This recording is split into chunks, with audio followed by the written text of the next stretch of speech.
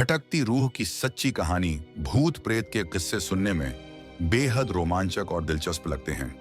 लेकिन क्या हो जब यह किस्से सिर्फ किस्से ना रहकर एक हकीकत की तरह आपके सामने आए? आज की युवा पीढ़ी भूत और आत्माओं के होने पर विश्वास नहीं करती, लेकिन जिस पर आप विश्वास नहीं करते वह असल में है ही नहीं। यह तो संभव नहीं है ना। आज हम ऐसे ही भूतहा स्थान से आपका परिचय करवाने जा रहे हैं, जिसके बारे में कहा जाता है कि इसका निर्माण स्वयं एक आत्मा ने किया था। जोधपुर, राजस्थान स्थित बावड़ियों के किस्से स्थानीय लोगों में बहुत मशहूर हैं। यहाँ पानी की कई बावड़ियां हैं, जिनमें से एक के बारे में कहा जाता है कि उसे भूत ने बनवाया था। जोधपुर से लगभग 90 किलोमीटर दूरी पर स्थित रठासी नाम का एक ऐतिहासिक गांव है।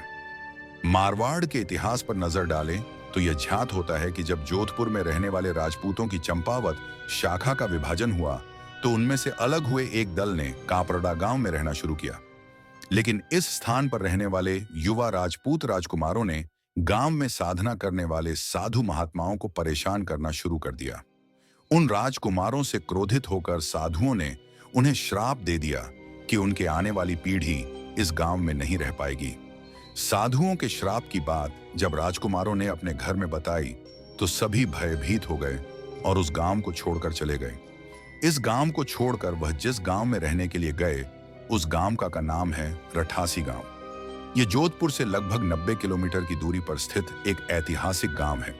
इस गांव में एक बावड़ी है, जिसके बारे में कहा जाता है कि वह भूतों के सहयोग से बनी है, अर्थात उस बावड़ी को बनाने में भूत प्रेतों ने गांव वालों की सहायता की थी। ठाकुर जय सिंह के महल में स्थित इस बावड़ी को देखने के लिए लोग दूर दूर से आते हैं। इस बावड़ी के विषय में यह कहानी प्रचलित है कि एक बार जब ठाकुर जय सिंह घोड़े पर सवार होकर जोधपुर से रठासी गांव की ओर जा रहे थे, तब रास्ते में ठाकुर साहब का घोड़ा उनके साथ साथ चलने वाले सेवकों से पीछे छूट गया और इतने में रात हो गई। राजा का घोड़ा काफी थक चुका था और उसे बहुत प्यास लगी थी। रास्ते में एक तालाब को देखकर ठाकुर जय सिंह अपने घोड़े को पानी पिलाने के लिए ले गए। आधी रात का समय था। घोड़ा जैसे ही आगे बढ़ा, राजा को एक आकृति दिखाई दी, जिसने धीरे धीरे इंसानी शरीर धारण कर लिया। राजा उसे देखकर डर गया।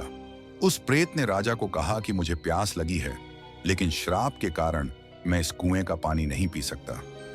राजा ने उस प्रेत को पानी पिलाया और राजा की दयालुता देखकर प्रेत ने उसे कहा कि वह जो भी मांगेगा वह उसे पूरी कर देगा।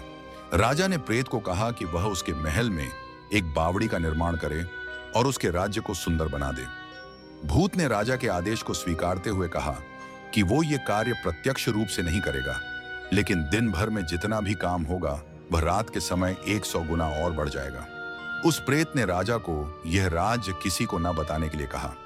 इस घटना के 2 दिन बाद ही महल और बावड़ी की इमारतें बनने लगी। रात में पत्थर ठोंकने की रहस्यमय आवाजें आने लगी। दिन प्रतिदिन निर्माण काम तेज गति से बढ़ने लगा। लेकिन रानी के जिद करने पर राजा ने यह राज रानी को बता दिया कि आखिर निर्माण इतनी जल्दी कैसे पूरा होता जा रहा है। राजा ने जैसे ही यह राज रानी को बताया, सारा काम वहीं रुक गया। बावड़ी भी ज्यों की त्यों ही रह गई। इस घटना के बाद किसी ने भी उस बावड़ी को बनाने की कोशिश नहीं की।